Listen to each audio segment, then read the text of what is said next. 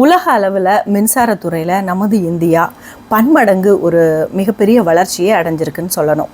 2015 9வது இடத்துல இருந்து சர்வதேச அளவில் 9வது இடத்துல இந்த சூரிய மின்சார உற்பத்தியில் இருந்துச்சு. ஆனால் இப்போது ஜப்பானை பின்தள்ளி 4வது இடத்தை பிடிச்சிருக்கு.